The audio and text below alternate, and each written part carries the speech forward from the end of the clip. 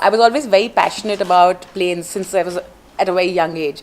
I'd seen a helicopter land on my terrace when I was 4 years old, and I thought it was a cockroach which had come to, eat the children up or something like that. And thus began my fascination with planes. But I belong to a very typical Marwari business family, where girls don't work, we get married at 18, 19.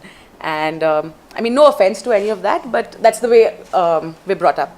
So I always wanted to become a pilot, but my father wanted me to get married and do things the other way.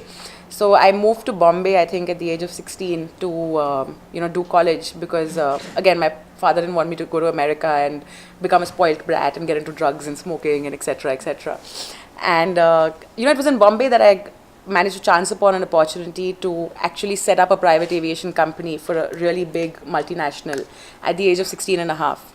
I met the chairman of that company, who was then about 35 himself, and he said, you're passionate about this, why don't you set this up for us?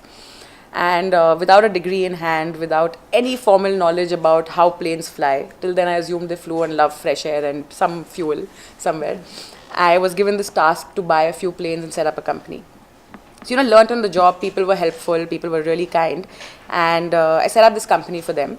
I didn't tell my parents about it. I was supposed to be studying, but I was actually paying a peon to mark some attendance for me, and made my way through college while working, set up this company, but it was then time to go home and get married, because I was 18, 19 by then, yeah.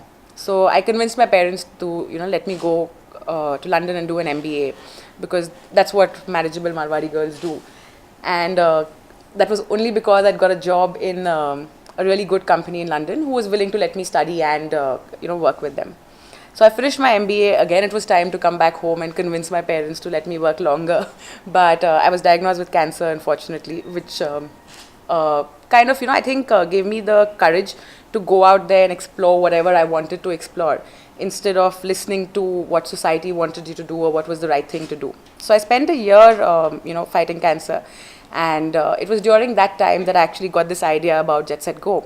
And I think I was able to, dream about the idea or think about it more and more, because I remember when I was just diagnosed, one of my buas came down and she was like, she told my mom, why are you even worried about getting her cured? How is she going to get married?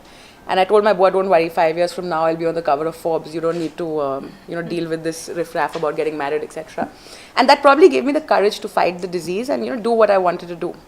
So after I recovered, much to everyone's, ill wishes, I moved to Delhi to set up this company with about 5,600 rupees in hand, because I'd forgotten in my hurried running away from home my wallet at home.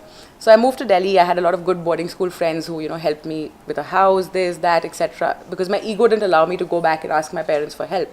And set about putting JetsetGo in motion. So JetsetGo started with, just one Kanika working out of a bedroom, trying to connect private jet owners with private jet users, and trying to create a marketplace of sorts, similar to what Make My Trip does for commercial air travel. I wanted to do for private air travel. Unfortunately, what I realized is this is India, and India works very differently. The quality, service, delivery is not at par with what we promise. So what was happening was, while people were booking planes on JetsetGo, the service was something I was not able to control. So I said, why not go out and buy planes? And by that time we had a few more customers. I had a team of about 8 to 10 people. I could think about dreaming about buying planes. So we did a lot more market research, and then we realized even if we buy planes, people are still going to be, private jet owners will still sell their planes cheaper than what we will sell them at, because they're using these planes to subsidize their own costs.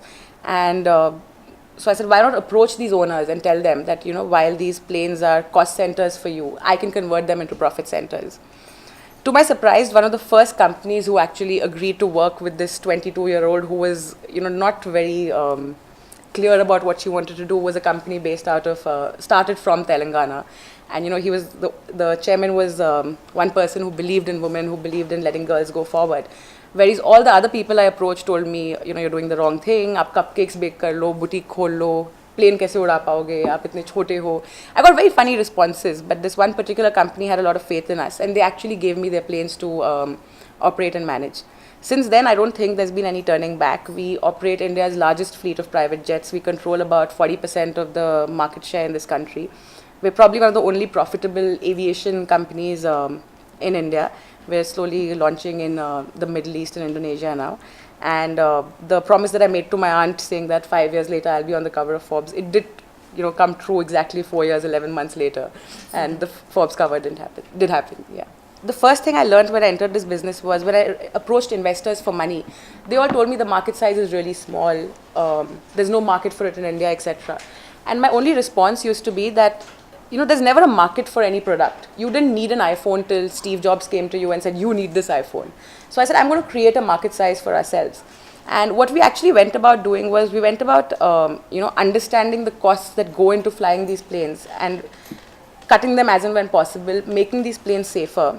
At the same time, I think what we really mastered was the level of service, quality and delivery that we give to the customer. So today our customer is not very price sensitive. He is more quality or safety sensitive. So I know for a fact that sometimes our prices are probably 20% higher than what our competitors may be offering. But because the customer has faith in us, he comes to us. When you go and book a commercial trip flight, most people normally book the cheapest flight available in their choice of times and dates. In our case, what we've seen is the customers booking us in cases even if we are 200% more expensive. So I think what we've safely established is the first private jet brand in India where a customer is not very cost conscious but rather service conscious. Then we're going into Indonesia and some other countries in Africa. We personally believe that if you can survive and build a business in India, which is probably the most bureaucratic and regulated aviation market in the world, we'll be able to survive any other geography, and which is why I think Middle East and Africa are our next destination. We've got offices at about 32 places including Hyderabad and Vijayawada. Operate to I think about 260 airports in India and any airport in the world in fact. I think just like to make my trip or yatra, there are a lot of these local travel agents. There are a lot of brokers who are a competition, who I think 60% of the time take the plane from us and give it to another customer. So yeah, not as such. Yeah, we've got as of now 32 aircraft. Yeah.